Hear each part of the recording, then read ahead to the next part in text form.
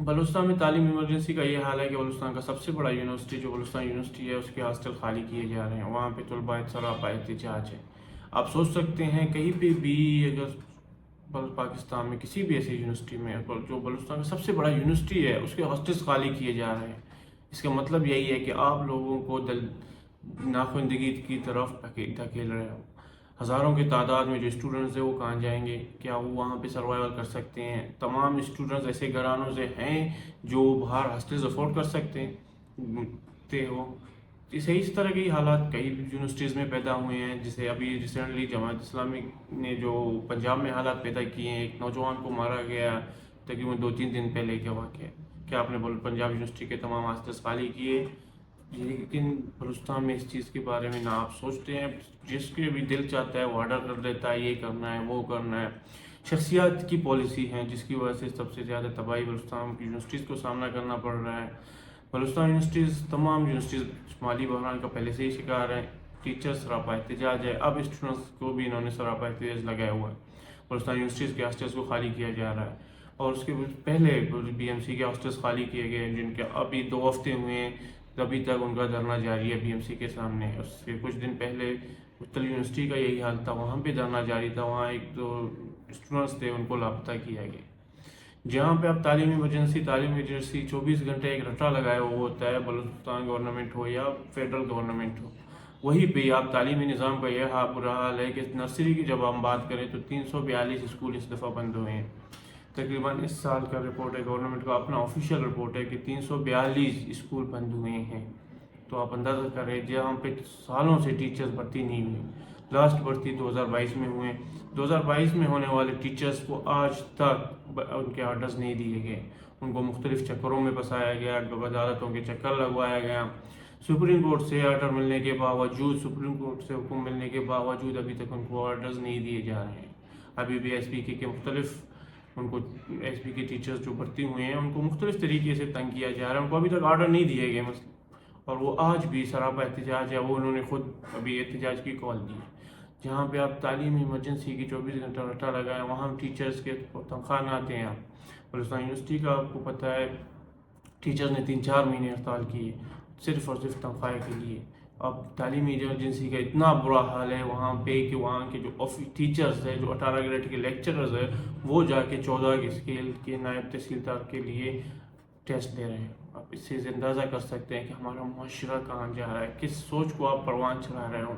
ایک 14 گریڈ کا نائب تحصیلدار جس کے پاس کیا کچھ بھی اختیار نہیں ہوتا، لیکن وہ ظاہر سی بات ہے 2 نمبر کی کمائی اس کے پاس موجود ہوتا ہے۔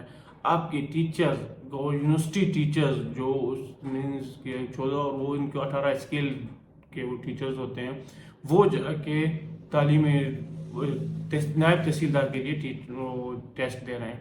اس دفعہ بلوچستان پبلک سروس کمیشن کا بھی کچھ دن پہلے تحصیلدار کا جو ٹیسٹ ہوا، اس میں تقریباً 30 سے زیادہ اس طرح کے ٹیچرز کے سننے میں آیا کہ انہوں نے جا کے نائب تحصیلدار کے لیے ٹیسٹ دیے۔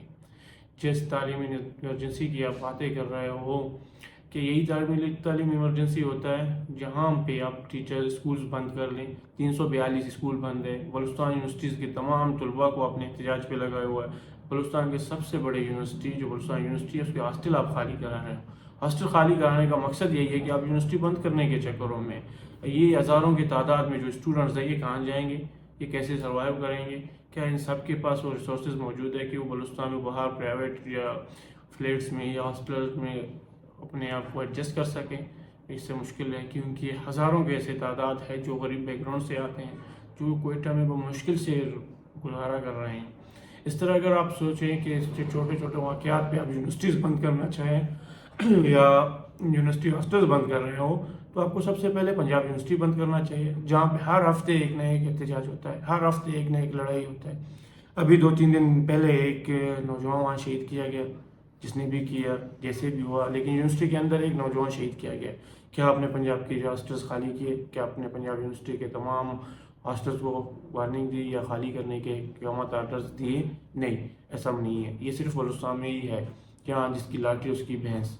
ابھی نہ وہاں پہ کوئی گورنمنٹ پالیسیز ہیں، وہاں شخصیاتی پالیسیز ہیں، باہر سے آئے ہوئے لوگ ہیں جن کو نہ وہاں کے پتہ ہے، نہ وہاں کے گراؤنڈ کے جو حالات ہے وہ ان کو پتہ ہے، وہ وہی تھنکنگ لے کے جاتے ہیں جو اسلام آباد میں ہے.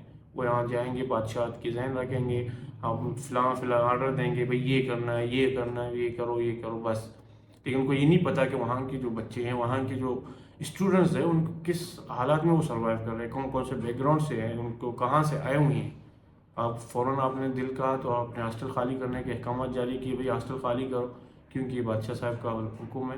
آپ کو اس سے اندازہ ہو سکتا ہے کہ اب اس کے جو اثرات کیا ہوں گے. ہزاروں تعداد میں بچے واپس جائیں گے، اگر جو تعلیم چھوڑیں گے وہ آپ کے لیے سر درد مانیں گے. وہی نوجوان جو وہاں سے تعلیم چھوڑ کے جائے گا، وہ ظاہر سی بات ہے اس نے کیا کرنا ہے، اس کے ذہن میں کئی اور خیالات ہوں گے. آپ ان کے تعلیمی دروازے بند کر رہے ہو، آپ ان کو زبردستی ایک اندھیرے کی طرف دھکیل رہے ہو.